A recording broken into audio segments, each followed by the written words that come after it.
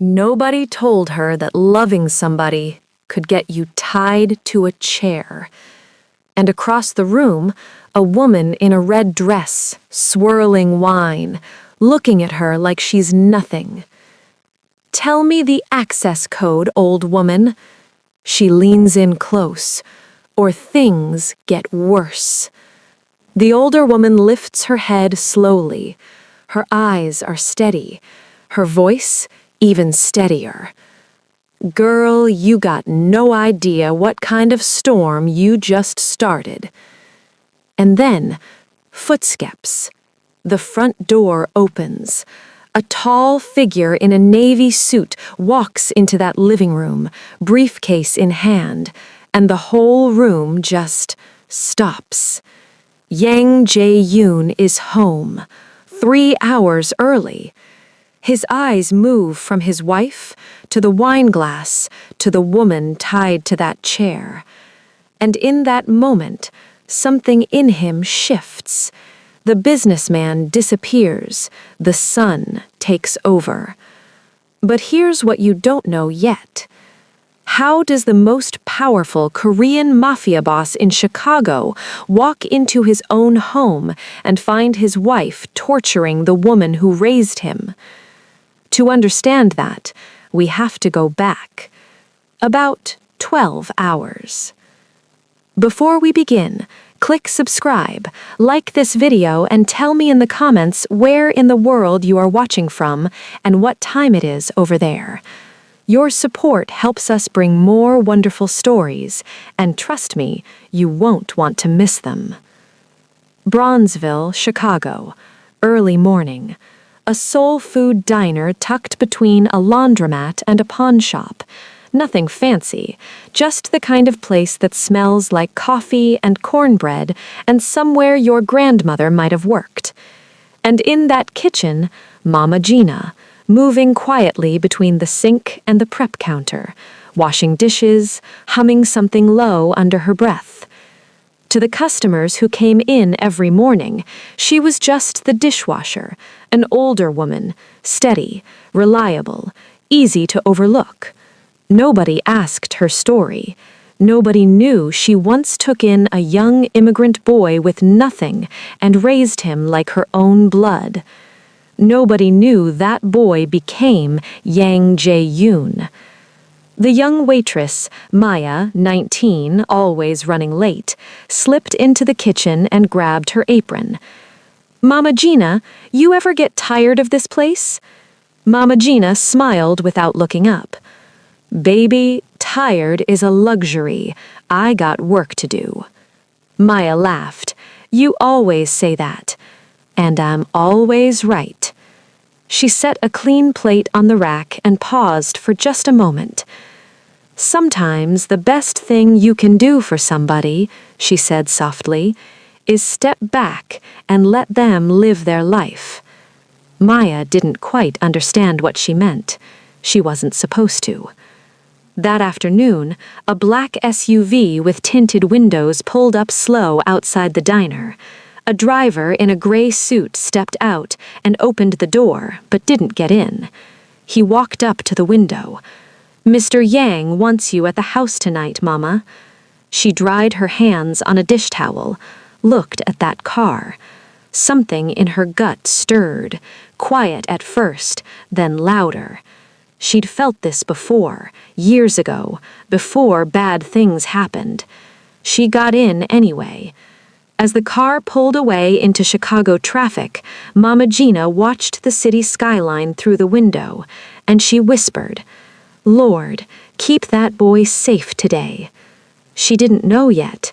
It was herself she should have been praying for. Now, while Mama Gina is riding through Chicago with that uneasy feeling in her chest, on the 43rd floor of a downtown skyscraper, her boy is running the world. Yang Jae-yoon, 36 years old, tailored navy suit, not a hair out of place. The kind of man who walks into a room and the whole room recalibrates. He owns nightclubs across 5 states, private security firms with government contracts, and underneath all of that, operations that don't show up on any tax return. He built it all from nothing. From a little immigrant kid with no English, no family, no future. Well, almost no family. His head of operations, a man named Shin, steps into the office and clears his throat. Sir, the Detroit situation, the Marcello family is pushing back on the territory agreement. Jae-yoon doesn't look up from his desk. Tell them they have until Friday. And if they don't comply? Now he looks up. Just looks up. Says nothing. Shin swallows. Friday. Understood. That's it. No threats, no raised voice, no dramatic speech. He doesn't need any of that. His silence does more damage than most men's armies. But then, Shin pauses at the door. Also, sir, Mama Gina's driver confirmed she's on her way to the house. And just like that, something in Jae-yoon's face softens. Not much, just enough. Make sure the kitchen is stocked. She doesn't like that low-sodium bread they bought last time. Shin blinks. This is the same man who just sent a message to a crime family with a look. Now he's worried about bread. That's Mama Gina's effect on him. She's the only person on earth who can do that. Now, let me introduce you to Clara, Mrs. Yang. She is gorgeous, polished, the kind of woman who shows up to brunch looking like a magazine cover. She's on the phone with her friend Diane when Jae-yoon gets home that evening. Diane, I'm telling you, she says, dropping her voice like she's sharing classified information. Do you know how embarrassing it is having some random old woman living in this house? She swirled her drink. She's not even his real mother. And there it is. Jae-yoon walks in, kisses her on the cheek, doesn't know what she just said. He tells her his New York meeting got moved up. He has to fly out tonight. He'll be gone all evening. Clara smiles beautifully. Be safe, baby. She walks him to the elevator, fixes his collar, kisses him again. The doors close, and that smile vanishes, like it was never there. She stands in that hallway for a moment, still, quiet. Then she reaches into her clutch, pulls out a second phone, and dials. He's gone, she says. It's time. He's gone. It's time. That's what Clara said.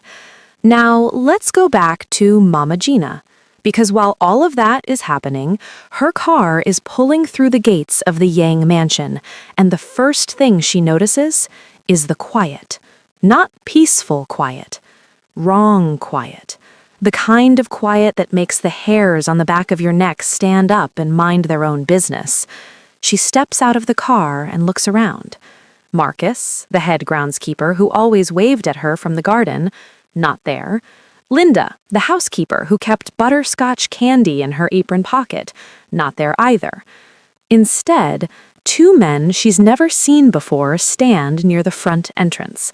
Arms crossed, eyes forward. No greeting, no smile. Mama Gina looks at them. They look through her. She walks inside anyway, head up, steady, but her gut, screaming. She moves through the hallway toward the kitchen, and that's when she hears it. A voice, low, hushed, coming from behind Clara's office door. Now, most people would keep walking, mind their business, make a sandwich, but Mama Tina didn't raise a Mafia boss by being unobservant. She stops, listens. Clara is on the phone, and she's not talking about brunch plans. The accounts get frozen Friday night. Yes, all of them. Jae-yoon won't be able to move a single dollar. Mama Gina goes still. Once his operations are cut off, your people move in and take the distribution network. He'll have nothing left to fight with. A pause. Just make sure your guys in Vegas are ready. Vegas. Mama Gina's eyes close for just a second. She knows what that means. This isn't a fight between a husband and wife. This isn't jealousy. This isn't drama. Clara is handing Jae-yoon's entire empire to a rival syndicate. She isn't just disloyal. She is planning to destroy him, completely, quietly, from the inside. The man who trusted her, married her, brought her into his home, and she's been on the phone with his enemies. Mama Gina takes one small step back, and the floorboard creaks. Just once. But once is enough. The voice on the other side of the door stops. Silence. Then, the door opens slowly. Clara stands there, looking at Mama Gina in the hallway. She doesn't look scared. She doesn't look guilty. She looks almost amused. Her head tilts just slightly. Well, she smiles. That's unfortunate. Mama Gina doesn't flinch, doesn't run, just looks at her. Clara? But Clara isn't listening anymore. She raises one hand and snaps her fingers, and from both ends of the hallway, two men step forward. Men Mama Gina has never seen before in her life. Two men step forward, and Mama Gina doesn't run, doesn't scream. She just looks at Clara with the kind of eyes that have seen too much to be impressed by intimidation. You don't want to do this, baby. Clara smiles like she's already won. Take her phone. Just like that. Mama Gina thinks fast. She lets them walk her toward the sitting room, and the moment their grip loosens just slightly, she pivots, heads for the landline in the hallway. She picks it up. Dead. She tries another one in the kitchen. Dead. Every single line. She looks out the kitchen window at the front gate. Two guards, neither of them Marcus, neither of them anybody she recognizes. She walks toward the front door anyway. I need some air, she tells the nearest guard, calm, casual, like she's just a sweet old lady who wants to take a stroll. The guard doesn't even blink. Ma'am, you need to stay inside. Son, I have been coming to this house for— Inside, ma'am. Mama Gina looks at him for a long moment. Then she turns back around, and the reality of it settles in her chest like a stone. She's trapped. Clara replaced the staff, disabled the phones, locked the gates. She planned this. All of it. Down to the last detail. This woman had been smiling at Jae-yoon over dinner and quietly building a cage around his whole life. Clara appears in the doorway of the living room, glass of wine already in hand, because of course it is. She looks at Mama Gina the way you look at a problem you're about to solve. You know what your problem is, she says. She walks closer. You never knew your place. Mama Gina turns to face her, straight spine, steady eyes. You should have stayed in the kitchen where you belong. A long pause. Mama Gina tilts her head slightly. Child, her voice is low, almost gentle. You're digging your own grave. Something flickers across Clara's face. Not fear exactly, but something adjacent to it. She doesn't like that Mama Gina isn't scared. It irritates her. So she does what people do when they can't rattle somebody with words. They escalate. Tie her to the chair. And that's how it happens. No dramatic struggle, no movie moment. Just two men with rope and an old woman who holds her head high the entire time. Clara watches them finish, takes a slow sip of her wine, sets the glass down. Jae-yoon won't be home for hours. She crouches down to eye level with Mama Gina and whispers, and you're going to tell me everything. Mama Gina looks her dead in the eyes and says absolutely nothing. Mama Gina says nothing, and that silence is driving Clara absolutely crazy. She paces, sips her wine, checks her watch. You think this is a game? Mama Gina stares at the wall. Clara leans in. Those accounts, old woman, the access codes, All of them. Nothing. I will make this very uncomfortable for you. Still nothing. Clara straightens up and smooths her dress. Then she slaps her. The sound cuts through the whole room. The guards flinch. Even they weren't expecting that. Mama Gina's head turns with the impact, stays there for a moment. Then, slowly, she turns back, and she laughs, soft, low, almost like a chuckle.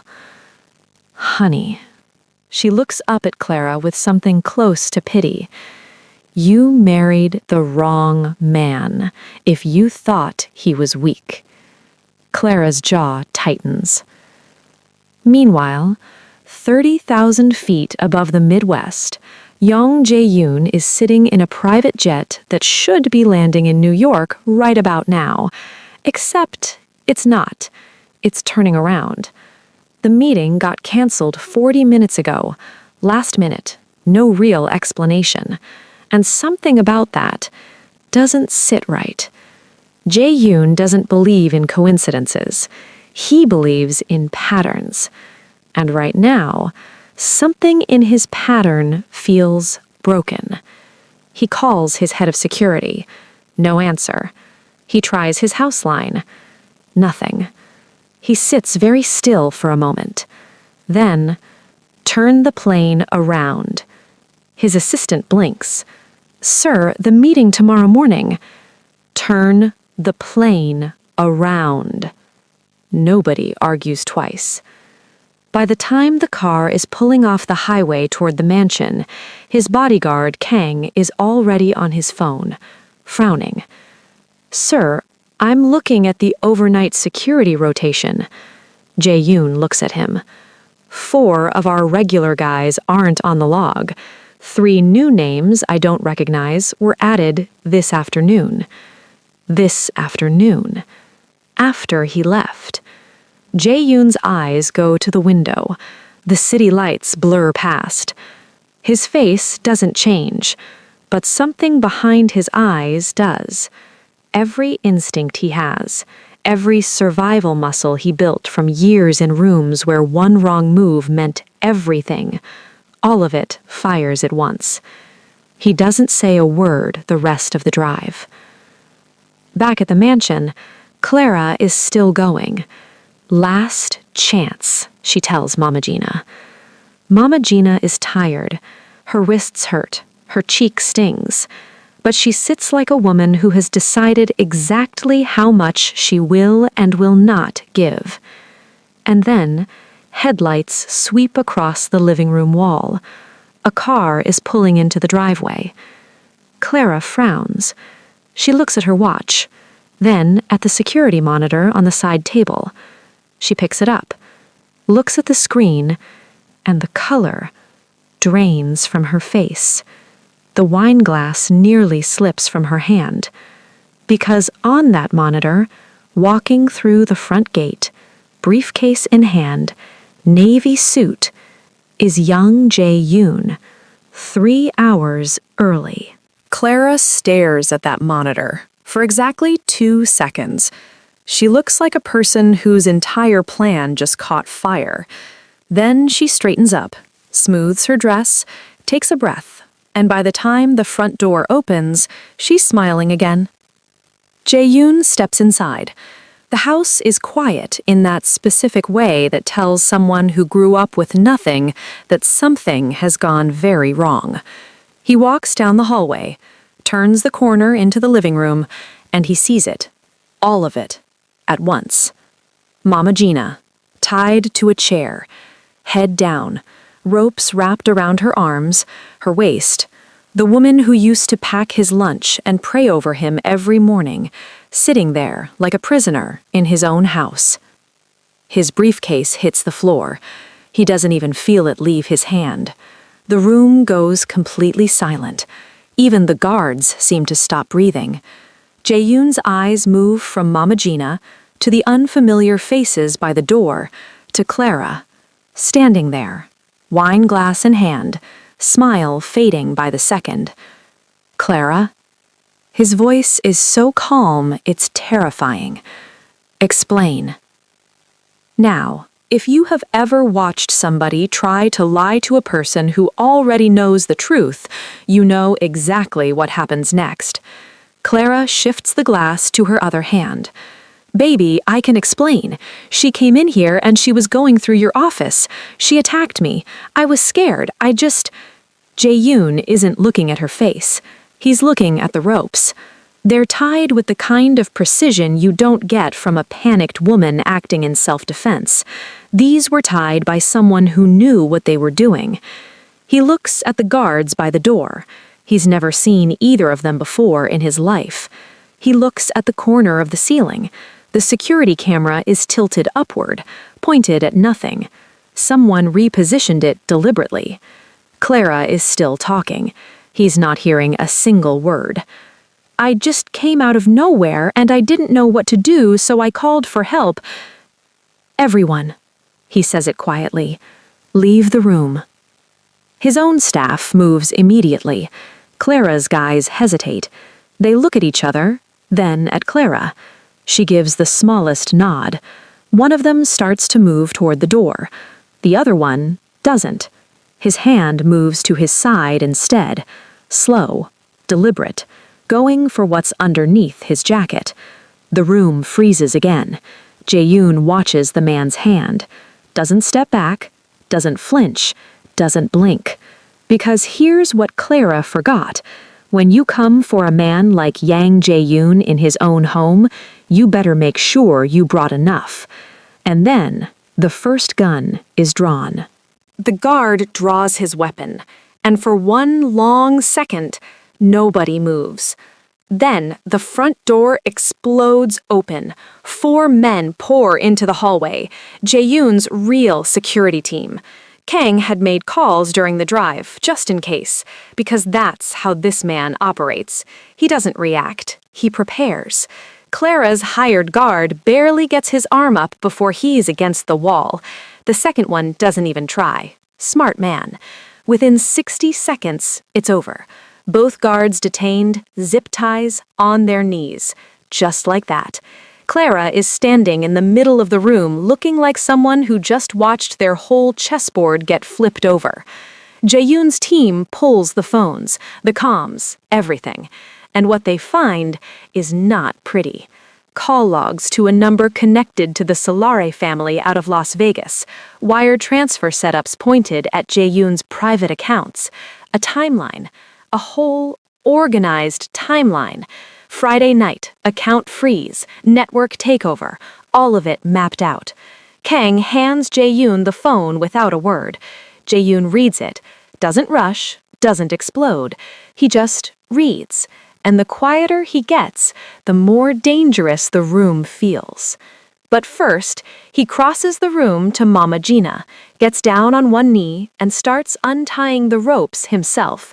His hands are steady, but his jaw is tight. He can see the marks on her wrists. He can see where they slapped her.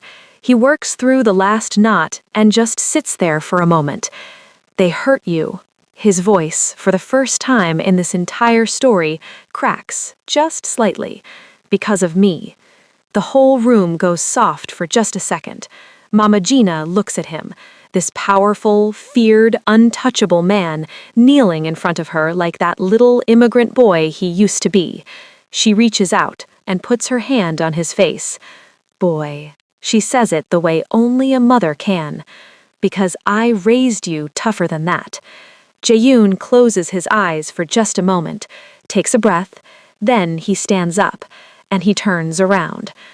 And now we get to Clara, who is standing there in her red dress, wine glass long gone, arms crossed, trying to hold herself together. She opens her mouth, maybe to explain, maybe to bargain, maybe to try that smile one more time. But Jae-yoon just looks at her. No anger in his face, no hurt, something worse than both of those. Disappointment so deep it's already turned into distance, like he's not even seeing his wife anymore, just a problem that needs to be handled. Clara looks into Jae-yoon's eyes, and for the first time tonight, she understands exactly what she's done. She didn't just lose the plan. She didn't just lose the money. She lost everything. And there is no version of this where she walks away clean. Clara gets arrested. And I want you to picture that for a second. The red dress, the perfect hair, the woman who couldn't stand having a random old woman in her house, walking out in handcuffs. No wine glass this time. But before any of that, Jae-yoon makes one call. His private physician is at the mansion within 20 minutes. Not a hospital, not an ambulance, his personal doctor, because that's the level of care Mama Gina gets now. The physician checks her wrists, her cheek, her blood pressure. Mama Gina fusses the entire time. "I'm fine, it's just rope burns. I've had worse from gardening." The doctor looks at Jae-yoon. Jae-yoon looks at the doctor. "Check everything." "Boy, I said I'm—" "Mama." One word. She stops. Lets the man do his job. Over the next 72 hours, Jae-yoon moves like a surgeon. Clara's network gets dismantled piece by piece. Every contact, every account, every arrangement she made with the Solare family in Vegas. Gone. The rival syndicate loses millions in frozen assets and blown operations. They'll spend the next year trying to figure out what hit them. Clara cooperates with investigators pretty quickly once she realizes Jae-yoon isn't going to protect her. Why would he? She made her choice. Now she lives inside it. About a week later, Jae-yoon sits across from Mama Gina in the mansion's sitting room, the same room where all of this went down. He has a folder on the table in front of him. He slides it toward her. She opens it slowly. Her eyes move across the page. Then she stops, looks up at him. Jae-yoon. Inside the folder is a property deed, a house in Atlanta, 4 bedrooms, big porch, garden in the back, in her name. Behind it, documents for a community fund, her name attached to programs covering meals, youth tutoring, and neighborhood support across 3 Atlanta zip codes, fully funded by him. Mama Gina closes the folder, sets it down carefully, and shakes her head the way mothers do when their children do too much. "You didn't have to do all that." Jae-yoon leans forward, elbows on his knees, and for the second time in this story, his voice goes somewhere quiet and real. "You sat in that chair." He pauses, tied up, alone, in pain. Another pause. "And you still didn't give them a single thing." He looks at her. "You saved everything, Mama." Mama Gina looks at this man, this empire, this force of nature that the whole underworld is afraid of, and she sees what she always saw. That little boy, the one nobody wanted, the one she chose anyway. She reaches over and pats his hand once. "I just did what mothers do." Simple as that. 1 year later, Atlanta. A building that used to be an empty lot now has a sign above the door that reads, "The Mama Gina Youth Center." Inside, kids eating hot meals, getting tutored, laughing loud in the hallways the way kids should. A little boy in the corner is struggling with his math homework. A volunteer sits down next to him, doesn't rush him, doesn't judge him, just helps. Exactly the way somebody once helped a little immigrant boy with nothing. Outside, a black car pulls up. Yang Jae-yoon steps out. No briefcase today. He walks into that building and looks around at everything. And for a moment, he's not a mafia boss, not an empire, not feared by anyone. He's just grateful. Mama Gina finds him by the door. She looks up at him, shakes her head slowly with that smile. "You turned out all right, boy." Jae-yoon smiles, and it reaches his eyes this time. Think about this for a second. Mama Gina had no money, no power, no bodyguards. She was just a woman, in a chair, with rope around her wrists. And she still didn't break. Because some people protect the ones they love not with weapons, but with everything they are. And because of that quiet, stubborn, unshakable love, an empire survived. If this story moved something in you, don't just scroll away, because somewhere out there, there's a real Mama Gina, working quietly, loving loudly, getting overlooked every single day. The least we can do is hit that like button for her. Subscribe if you want more stories that actually mean something. And share this with somebody who had a person like Mama Gina in their life. They need to see it.